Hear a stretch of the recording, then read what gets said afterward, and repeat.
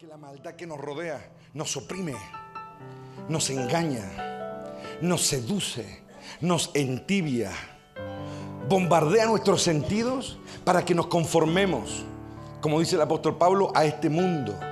Nos conformemos a estas leyes, nos conformemos a esta naturaleza. Pero hay una naturaleza escondida, es la perla de gran precio y tenemos que hallarla. Yo soy un convencido que Jesús, sin lugar a duda, la encontró, hermano.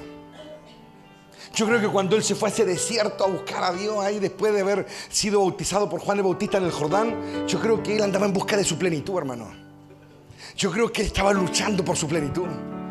Porque a pesar de ser quien era, hermano, a pesar de tener el amor de Dios como lo tenía en su vida, Dios es justo. Y si se le hace difícil a uno, se le hace difícil a todos, hermano. Y más encima hay que agregar a eso que la dificultad también tiene un grado de proporción en referencia a quién está luchando por su plenitud. Luchar por la tuya no te va a costar tanto como le costó a Cristo luchar por lo de Él, por la diferencia de tamaño.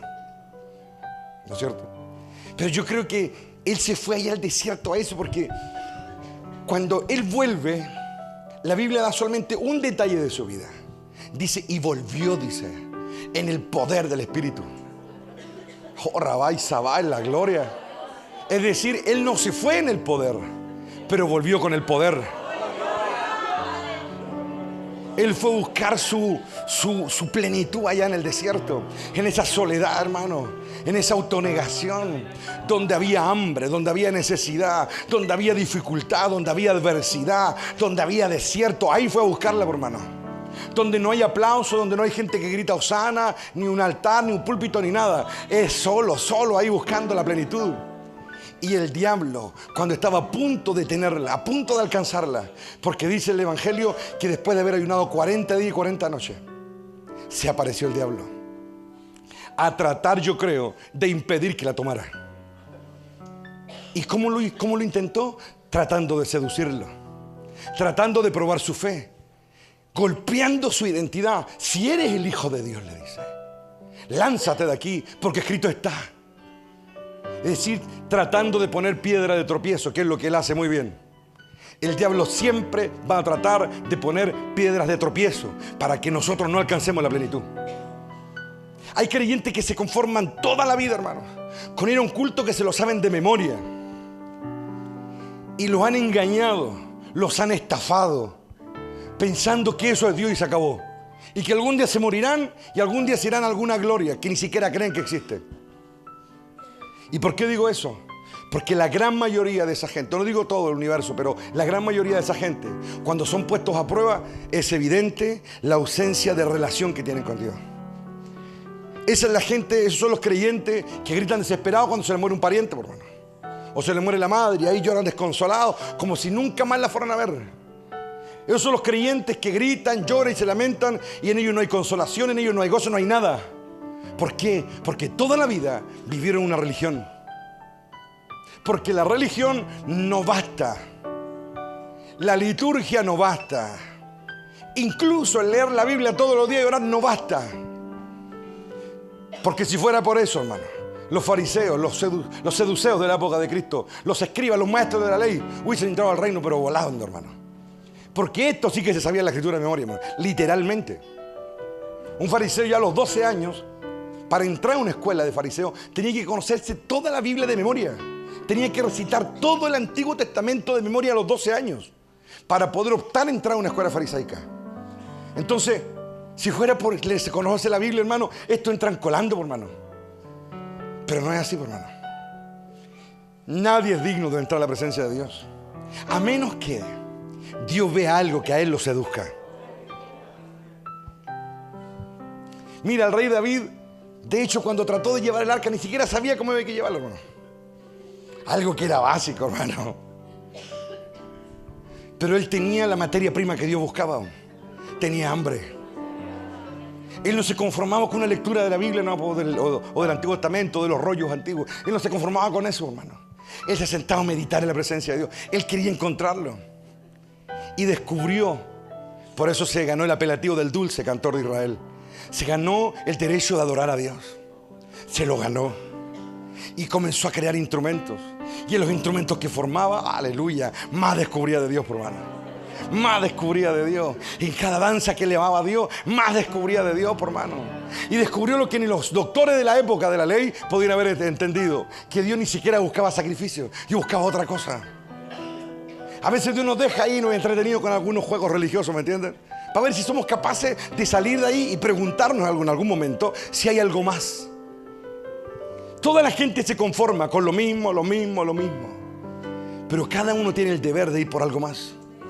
Y Dios le dio la fe a cada hombre, le dio la imaginación para que en ella viaje. Pero el intelectualismo, el humanismo y doctrinas de hombres han mutilado la fe de la iglesia.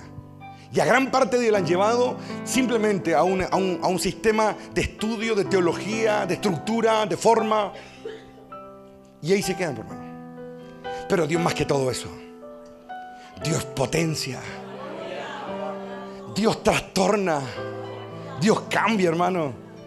Lo que Dios no le está interesado en meterte la Biblia en la cabeza. Lo que Dios está interesado en meterte al Espíritu Santo dentro de ti. Porque cuando el Espíritu Santo entra en el corazón del creyente, pone hambre, pone deseo. Y cuando va a leer la palabra, la santa palabra de Dios, no la lee en la carne, la lee en el Espíritu. Porque la Biblia es un misterio. Gracias, hermano. La Biblia es un misterio. Un misterio que ningún hombre puede descubrir. Pero David descubrió mucho.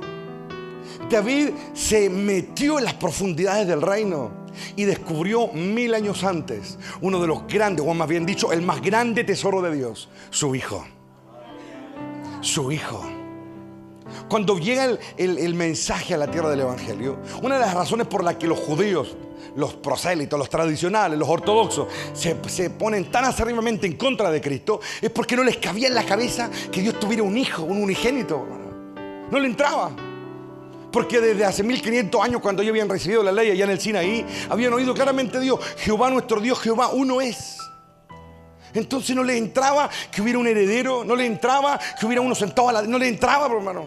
Cuando Cristo dice: y me veréis a la diestra de Dios, esa cuestión para ellos sonaba herejía pura, hermano, herejía pura. ¿Por qué? Porque solo trataban de entender a Dios con sus fuerzas humanas. Esa era la razón. Pero cuando nosotros creemos que hay algo más y vamos por algo más, nuestra alma despierta. Aleluya. Y cuando nuestra alma despierta, hermano, cambia todo lo que somos. Cambia nuestra mente, cambia nuestro corazón, cambia nuestra actitud, cambia todo lo que somos. Y entramos a un verdadero estado de disfrutar a Dios. Disfrutar a Dios. Cada palabra te vuelve vida. Y se vuelve vida porque hemos entrado a un estado de adoración, a un estado de alabanza. Oh, Ramaisa, ¿quién es la gloria de Dios? Dichoso el corazón que abre su voluntad a esta gran verdad. ¿Saben qué? La Biblia dice que hay un solo lugar donde Dios habita: en el cielo, con el quebrantado de espíritu y en medio de las alabanzas de su pueblo. Son las únicas 3 partes de la vida, al menos que la Biblia relata. Aunque sabemos que Él está en todas partes y que sus ojos todo lo ven. Pero una cosa es cuando Él decide ir y sentarse en un lugar.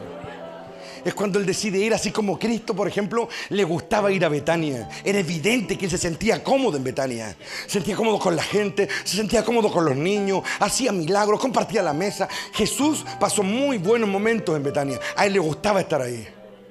Era el lugar de su consolación. Ahí lo amaban, ahí lo valoraban. Ahí estaban sus amigos. Él está aquí, hermano. Ahí estaban sus amigos. Era un lugar que cuando Él entraba, Él todavía, yo creo que cuando camina por los parajes celestiales, todavía yo creo que nuestro Rey se acuerda de Betania. El lugar donde Él se sintió bien. El lugar donde Él descansaba. El lugar donde pasaba tarde probablemente jugando con los niños. El lugar donde Él jugaba, Él se entretenía, donde Él enseñaba, donde Él descansaba. Donde lo visitaron de todos los tiempos, hermano. Oh, en la gloria de Dios. A nosotros nos visitan de todos los tiempos, en los lugares donde hallamos la presencia de Dios. Oh, Ramaisa, ¿quién es la gloria de Dios, hermano? Exaltamos al que vive. Porque un instante de su presencia disuelve nuestras rebeliones. Un instante de su presencia quema toda adversidad. Avivar el fuego que está en nuestro interior, Marielita. Ese es nuestro llamado. Aleluya, avivar el fuego en nuestro interior. Y Dios nos lleva a lugares de consolación. Cuando nosotros adoramos, Dios nos lleva a lugares de consolación. Cuando nos exaltamos, Dios nos transporta a lugares de libertad. Cuando nosotros adoramos, vamos a lugares donde vemos promesa. Aleluya. Corremos por los campos. Aleluya. Bebemos de las aguas. Aleluya. Caminamos con el Rey. Vemos los cielos abiertos. Eso es lo que pasa cuando caminamos y vivimos en nuestra alabanza. Por eso Él habita en medio de ella. Porque Él habita en medio de los recuerdos vivos. Él habita en medio de las memorias que se hacen realidad. Pero Él no camina en medio de la indiferencia. Él no camina en medio de la religión. Él no camina en medio de las liturgias humanas, y menos de las tradiciones de hombre. Él camina en medio de la libertad. Él camina en medio de la espontaneidad del amor de su pueblo. Él habita en medio de eso. Ahí Él camina, Él habita, Él habla, Él toca, Él bendice, Él sana, Él inspira. Y a cada uno le da lo que necesita. Nuestro Padre es bueno. Y hay días difíciles en que a veces no lo entendemos. No sabemos por qué hace tal o cual cosa. Y a todos nos pasa. Y ahí lo único que nos queda, hermano, el único refugio que nos queda es alabarlo. Es volver a limpiar el lugar con su alabanza. Es volver a darle vida, darle agua a nuestra alma en su presencia. ¿Saben qué? Para el pobre es súper fácil adorar a Dios. Para que no tiene donde caerse muerto es fácil. El tema es cuando Dios nos da un poco más, ya sea lo natural o sea lo espiritual. El tema es si el hambre por lo simple, por Él, el hambre por lo verdadero, más bien dicho, si sigue prevaleciendo en nosotros. Si sigue estando ahí el sentir correcto, el empuje correcto. Ese es el Dios que servimos. A ese Dios exaltamos. Que el fuego arda en los corazones de aquellos que quieren ver el reino. De aquellos que al cerrar los ojos, cuando sienten el tronar de los tambores, quieren salir de este lugar. Quieren salir de su mundanalidad, quieren salir del mundo natural, del mundo material, y quieren elevarse a cosas mayores. Cada hombre, cada mujer decidirá si se queda en su enfermedad llorando su pena, si se queda en su pobreza llorando su pena. Cada hombre decide. Pero si tú decides levantarte, ¿sabes qué es lo glorioso? Que Dios se levanta contigo. Dios se levanta con los que se levantan. Dios corre con los que corren. Dios camina con los que caminan. Aleluya, en la gloria de Dios. Sí, hermano. Cuando nosotros adoramos a Dios, quedamos justificados delante de Dios. Y se desatan poderes. Sin lugar a duda se desatan poderes. Y por una sola razón. El Espíritu Santo siempre está testeando los corazones. Siempre se está dando cuenta dónde están. Y cuando los halla en el lugar correcto, los hace participar del reino. Por eso puede haber un individuo A aquí viendo la gloria de Dios y un individuo B secándose al lado, hermano. Porque el corazón es testeado por el Espíritu Santo. El corazón es medido. Si hay hambre, si hay expectativa. Y hay un momento en que ya tenemos que dar la medida de fe que tenemos que dar, por hermano. Hay que dar la medida de fe que hay que dar. Ya no podemos ser como alguien que partió hace 20 años atrás o 10 años atrás, no. Hay un momento en que Dios ya espera de nosotros un calor. Espera un sabor de nosotros, ¿me entienden? Y cuando Balán quiso maldecir a Israel, Señor puso un espíritu de adoración en Israel y lo justificó así. Y dijo, yo no veo iniquidad, dijo. Yo no veo. Y el diablo no pudo acusar a Dios de que le estuviera mintiendo, hermano. Porque Dios no miente, hermano. Dios no miente. Es el único lo suficientemente fuerte para no mentir. Porque el resto todos hemos mentido en un momento. ¿Saben por qué? Porque hay que ser muy fuerte para nunca mentir, hermano. Y Él no mintió.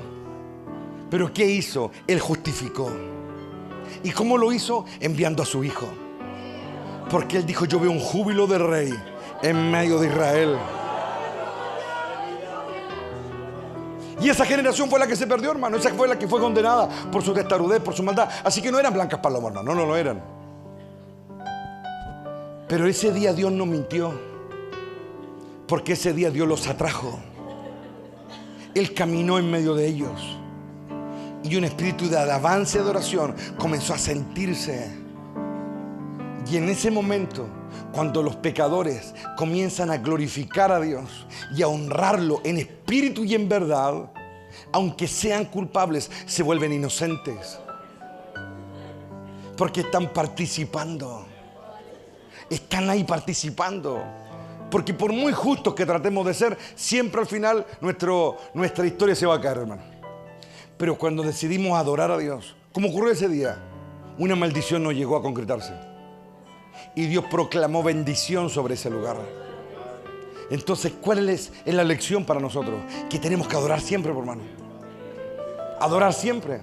Porque si nos acostumbramos a adorar siempre, vamos a estar constantemente justificándonos.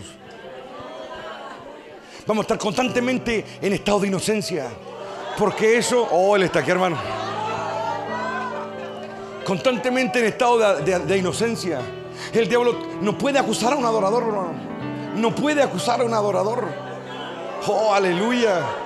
Y cuando alguien está en estado de inocencia ante Dios, puede entrar confiadamente en la presencia de Dios, hermano. Oh, es la gloria de Dios. Es la gloria de Dios. Y por eso el Señor dijo: este pueblo yo creé para mí, dice, para mí. Mis alabanzas va a publicar. Aleluya. Cuando un instrumento suena bien, nadie lo apaga, hermano. Oh, él está aquí. Cuando un instrumento suena bien, el músico lo toca y lo toca y lo toca. Y salen melodías de él y sale bendición de él. Hay sonidos que bendicen, hermano. Hay sonidos, hermanos, que no se definen. A mí en el sonido, por ejemplo, en la música, me cargan esos sintetizados así mezclados que tienen como vientos, porque no están definidos, por hermano. Pero lo que bendice es lo que está definido. Es lo que es claro. Es lo que se entiende. Hay corazones que Dios no puede entender lo que hablan porque están todos mezclados, hermano. Pero hay corazones que tienen un cántico tan claro al oído de Dios. Oh, aleluya. Yo no estoy hablando de melodía, ¿no es cierto? Estoy hablando de lo que para Dios es mucho más importante. Dios, hermano, no tiene problema en taparse los oídos cuando cantan mal, hermano. Lo que Dios sí quiere es escuchar el oído, el sonido del corazón. Donde haya hambre, donde haya expectativa, donde haya deseo, oh, aleluya. Donde haya satisfacción, aleluya. Donde haya libertad, oh, aleluya. Donde haya sanidad, aleluya. Donde ocurran milagros en el interior. El milagro más grande para Dios no es recuperar un miembro del cuerpo que esté dañado. Para Dios el milagro más grande es darle vida a un alma. Es que esa alma celebre su victoria. Cuando ocurre eso en nuestro interior, ese corazón se vivifica. Esa alma se renueva. Hay libertad. El gran peligro, como les dije, es conformarnos. Yo no me puedo conformar a una canción más, hermano. Cuando yo vengo a adorar hasta allá abajo, hasta aquí arriba, yo no vengo ahí a levantar las manos y a parar el dedo, como muchos de ustedes a veces lo hacen. Yo no hago eso. Porque a mí me carga ser un mono que salta, no, hermano. Yo quiero ser un hijo que adora. Me carga hacer como que estoy así, así. No, por hermano, eso lo hacen los giles, por hermano. Los giles hacen eso, por hermano. El gil es el que está abajo y no se mete nunca, por hermano. Yo entro, hermano, me demoro 1 minuto, si es que 1, para entrar en la presencia. Y empiezo a ver al tiro cuestiones. Y empiezo a fortalecerme. Y empiezo a sentir la fuerza. Me empiezo a emocionar. Y después la música y la alabanza y la letra es simplemente el escenario, la escenografía, no va, por hermano. Porque mi verdadera alabanza es la que brota de mi intención, brota de mi pasión, de ahí brota mi alabanza. Pero cuando yo marco el paso, no, hermano. No, por hermano. O cuando espero de que el que esté ministrando diga algo súper glorioso que me inspire un poco. No, por hermano. No funciona así. No funciona así, por hermano. No. Porque como dijo alguien, de la abundancia del corazón habla la boca. Pero también de toda la abundancia que tenemos aquí, también es directamente proporcional nuestro disfrute delante de Dios, por hermano. Nuestra realidad, nuestra contundencia con Dios, por hermano. Yo no me hago tirar acá arriba, no, por hermano. No transpiro acá arriba y me vuelvo loco. No, acá arriba sería un hipócrita. Yo sería un hipócrita si acá arriba transpirara, gritar y todo. Y ahí abajo, no, por hermano. No funciona así, por hermano. No funciona así, por hermano. La realidad es la que Dios va a testear al final. Dios al final se va a quedar con la realidad. Porque Dios conoce a los que le conocen. Él los puede sentir. Él reconoce su voz, reconoce su aroma. Él reconoce sus palabras. Él reconoce la vida. Yo he aprendido algo, que llegué solo a este mundo y me voy solo, hermano. Pero con quien voy a estar siempre unido es con mi Padre. Es con aquel que me llamó y que me creó. Nosotros fuimos llamados para proclamar ese reino. Fuimos llamados para vivenciar nuestra alabanza acá. Para eso fuimos llamados. Fuimos llamados para vivenciar. No fuimos llamados para ser el monito que canta, no, hermano. Fuimos llamados para vivenciar. Fuimos llamados para participar de ese reino. Para eso fuimos llamados. Y si yo no participo del reino, yo fracaso.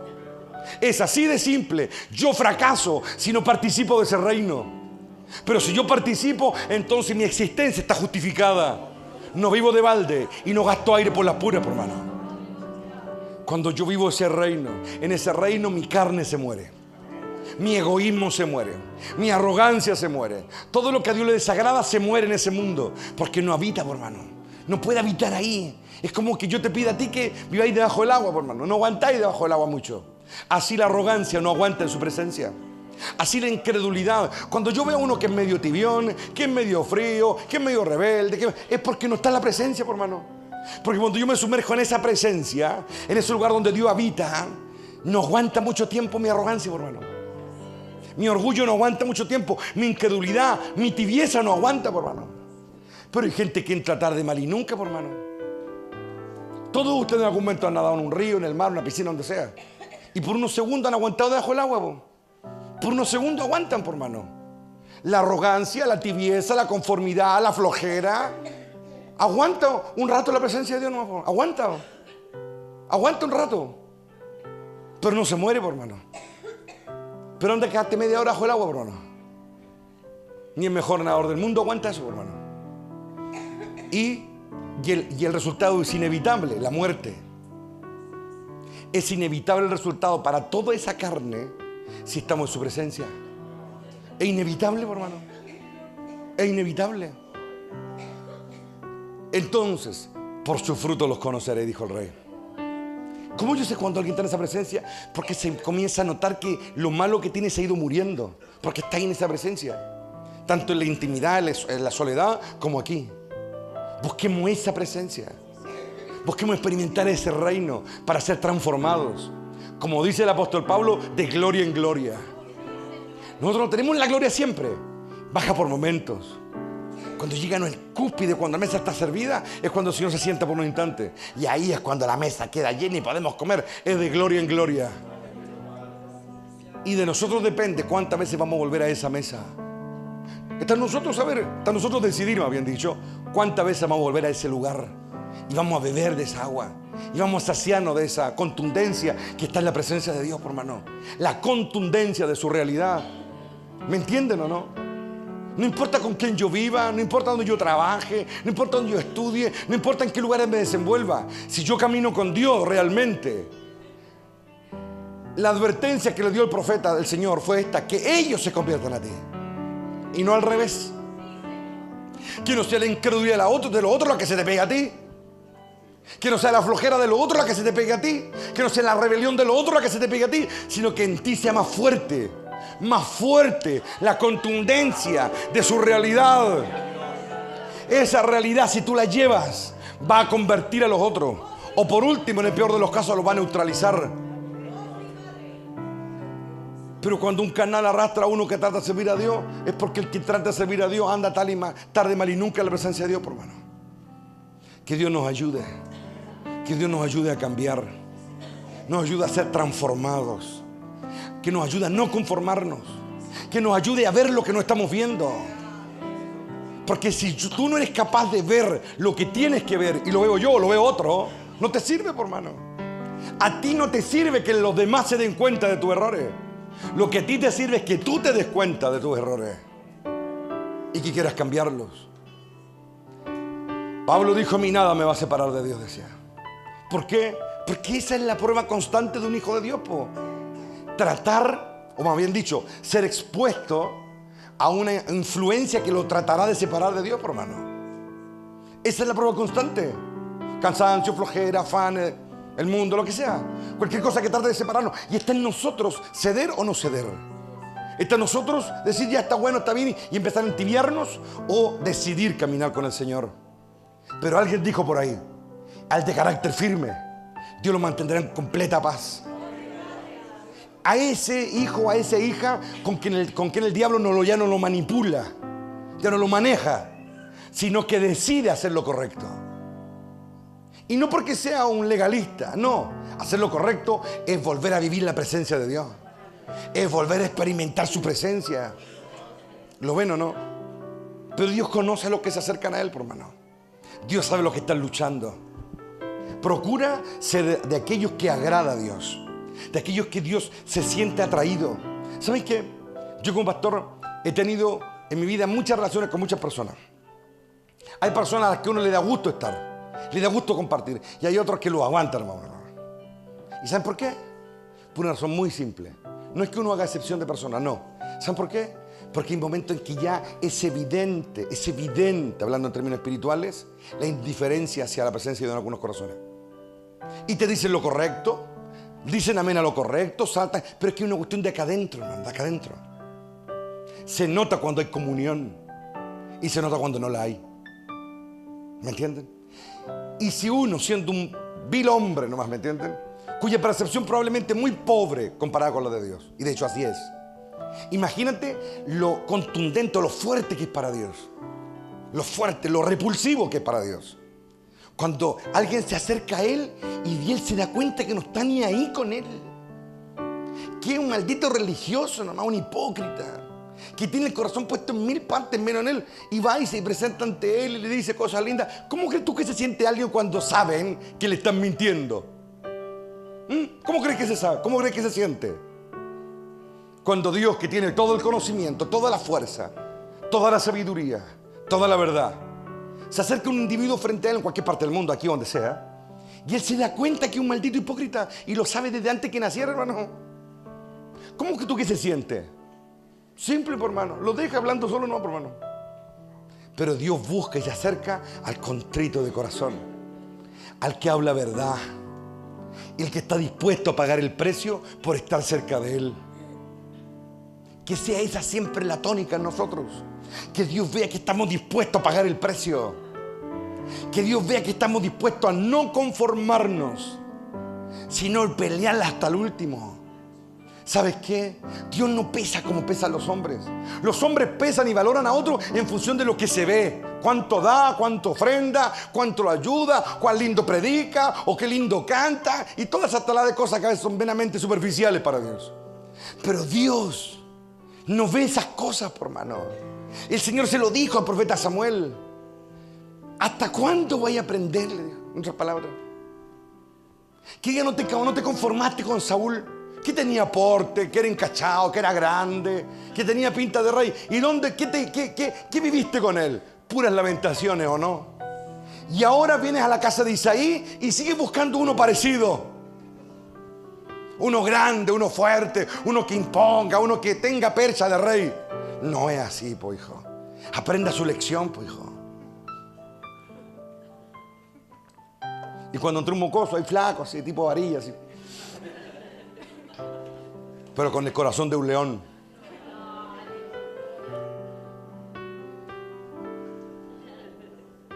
El profeta se sorprende, hermano, y le dice a Dios, porque tenía vía directa con Dios. Y esa es la realidad de la historia. Así como con cara de asco, así, Y ahí el Señor le dijo, no mires la apariencia, le dijo, porque yo veo el corazón. ¿Y sabes qué es lo que Dios ve acá en el corazón? Es cuando vos estás ahí gritando, saltando, y estás cansado, las patas no te dan más, te falta el aire, porque si subís la escalera caes con la lengua afuera, no importa. Y Dios ve que no te conformas, que luchas con tu carne, luchas con la incredulidad, luchas con un montón de lecera, con tu envidia, con tu arrogancia, con un montón de lecera. Y tú sigues ahí, y ahí Dios ve, no ve la apariencia, hermano. Dios ve la lucha en el interior. Y cuando Dios ve la lucha, es lo mismo que le dijo Samuel en la casa de Isaí. Es lo mismo. Yo veo el corazón. Pero cuánto lucha hay adentro. No es lo que hace ni lo que dice. No es lo que da, o no es cuán lindo canta, o cualquier cosa que haga la iglesia. Yo no veo eso. Yo veo el corazón. Hay congregaciones, hermano, donde llega alguien con un poco más de recursos, o alguien, no sé, pues de la policía, no sé, pues alguna autoridad del municipio, donde sea, y lo reciben con una alfombra roja, por hermano. Y así sabía que lo hacen, por hermano. ¿Usted cree que eso a Dios le agrada? Yo jamás he pesado a nadie por lo que tiene ni por lo que parece, hermano. Yo peso a la gente de otra manera. Es cuánto puede vivir en esa presencia. Es si realmente puede ser libre en la presencia de Dios. Si realmente puede celebrar a Dios en espíritu y en verdad. Porque esos son los adoradores, según Jesús, que el Padre anda buscando. Cuando entra en la iglesia no busca el que tiene la mejor percha, en el que llega el mejor auto, no. Como lo hacen algunas iglesias. Por ahí de venir Alemania para allá. La iglesia de los ricos, hermano. La iglesia de la creme de Temuco. Quédense con su creme, no me importa un cueco. Yo como súper bien y vivo súper bien. Yo busco los que tienen el corazón de David. Que tienen hambre. Que tienen deseo. Que quieren llevar el arca de regreso. ¡Aleluya! No que se conforman con una gran catedral, ni con un gran templo, ya lo tenemos. No nos conformamos con esto. No hay diferencia para nosotros entre un galpón o una cueva, que entre un palacio o una posilga, da lo mismo, hermano. No importa, porque los superficiales viven así y viven de esa manera y les gusta vivir de esa manera. Pero los que vivimos en el reino, ya no empezamos por las paredes lindas, no por los buenos equipos, o por un buen salón, o un buen templo, no un buen auto. No, esa cuestión es efímera. Un momento en que Dios le dio todo eso al rey David y mucho más. Y mucho más. Pero siempre se vio en él un adorador más que un rey. Se vio en él a ese hijo que tenía hambre de Dios. Que sí, metió la pata un par de veces, pero él no se conformaba con estar lejos de Dios. En cambio otros que se mandan con dobro a veces no tan graves, pero están súper bien viviendo lejos de Dios, por hermano. Y viven relajadamente viviendo lejos de Dios. Pero David no puede vivir sin Dios. Dios no se equivocó cuando le dijo a Samuel: yo veo el corazón y él es un rey para mí. Todo tiene que ser para él. Los músicos tienen que ser para él. El sonido tiene que ser para él. Las canciones tienen que ser para él. Los prédicas tienen que ser para él, no para la gente. Y el que quiere entrar al buque, el que no, hermano. Pero será como en los tiempos de Noé. Todos los animales llegaron, hermano, al arca, porque nadie los trajo. Y ese es un axioma, una ley. Los animales siempre llegan al arca, porque Dios los trae. Y aunque parezca quizás despectivo, no lo es. Porque en los tiempos de Noé, Dios mató a la humanidad y se quedó con los animales. ¿Lo ven? Entonces prefiero ser un monito que Dios ama y lo deja entrar al arca, que un humano que se queda afuera y se muere y se condena y se va al infierno, hermano. El colmo de los colmos, morir ahogado y te quemáis toda la eternidad. Eso es lo que le ocurre a los que no entienden el reino. Nosotros estamos aquí para vivir el reino, para vivir el reino, para experimentar ese reino del Padre. Que Él sienta atracción por nosotros. ¿Y por qué va a sentir atracción por nosotros? Por lo que puede haber, por hermano. ¿Sabe por qué el oro es tan valioso? No solamente por sus propiedades únicas, sino porque es escaso, por hermano. Lo escaso en cualquier mercado sube de precio. ¿Sabían ustedes eso? Y cuando algo se populariza o hay mucho de algo, baja de precio, hermano. Eso fue lo que pasó con las papas este año. Hubieron muchas papas, ¿me entiendes? Y bajaron de precio, hermano. Lo escaso es lo valioso. Hay escasez de adoradores. Y siempre habrá escasez de adoradores. Por eso son tan valiosos para Dios. Por eso Él los sale a buscar en persona. Mi Padre. Es decir, no anda mandando ángeles, ni querubines, ni serafines, no. Es Él el que los va a buscar. Es Él el que va a buscar a los adoradores. No manda a nadie, es Él. Si quieres que Dios te busque, vuélvete un adorador. Vuélvete a alguien que está postrado, proskuneo, original griego, postrado hasta el suelo. Sé de eso que está postrado hasta el suelo. Y el Padre en persona te va a buscar. Pero si te sentís botado, si sentís que no te pescan, si sentís que la cuestión no funciona, es porque no eres lo que Dios busca, por hermano. Entonces mi consejo, conviértete en lo que Dios anda buscando. ¿Lo ven? ¿Saben por qué los alquimistas se hicieron tan famosos en una época de la historia? Porque estos corrían el rumor de que podían convertir cualquier material en oro. Esa es la verdad. Es la llama más grande. Es así que es una llama grande, ¿no? Convertir algo en oro, eso es imposible. Pero en los tiempos de la ignorancia lo creían. Pero cuando Dios convierte a un carnal en un adorador, deja atrás a los alquimistas, por hermano. Los deja atrás, por hermano. Cuando Dios convierte a uno que está botado en un hijo, supera todas las cosas. Que ese reino venga a nosotros. Yo añoro que ese reino venga a nosotros. Yo espero que ese reino venga y no me quiero conformar. No me quiero conformar. Yo lo que más oro en mi intimidad por mi pueblo es que Dios no los deje tranquilos, que los indisponga, que les pase de todo, pero que despierten. Así que si le vienen desgracia para despertar, denme la gracia a mí. Yo estoy pidiendo a Dios por eso. Porque la Biblia, Eliú le dijo, Eliú con acento en la U, como dice nuestro Eliú acá. Eliú le dijo eso a Job. Dios llama la atención del hombre con las aflicciones. Dios llama la atención. Entonces, si alguien no presta atención con buenas palabras, que lo haga con malas entonces. El tema es que al final se salve, ¿no es cierto? Y que desarrolle una comunión decente con Dios. Cuando las cosas no funcionan es por algo. No es porque sí. Que Dios nos ayude. Amén. Que Dios nos dé claridad. Que Dios nos dé fuerza. Amén. Que Dios llene nuestra boca de alabanza. Que se cumplan las escrituras. Solo abre tu boca. Y dice el Señor, yo la llenaré. Solo abre tu boca y yo la llenaré. Que se cumpla esa verdad en nosotros. Que cuando abramos nuestra boca Él la llene. Y a Él llenarla, soñemos despiertos. Vivenciemos el reino de manera real, contundente. Que este reino venga a nosotros. Amén. Que este día sea un buen día. Que durante todo este día el Espíritu Santo nos guíe, nos enseñe, nos liberte. Amén. Amén. Tome la mano de alguien por ahí cerca. Vamos a darle gracias al Señor. Padre eterno que estás en lo alto.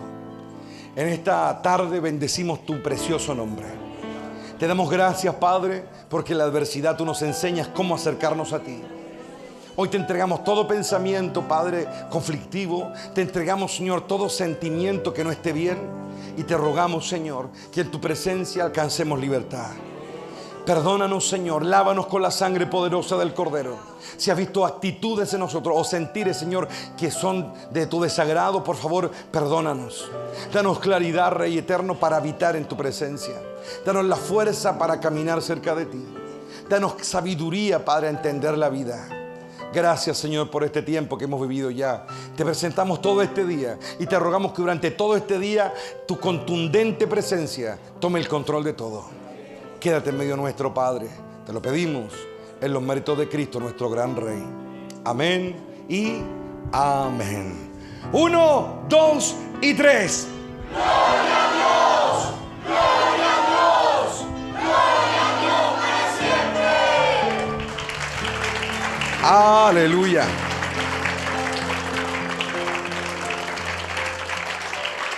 Gloria a Dios. Busque algo.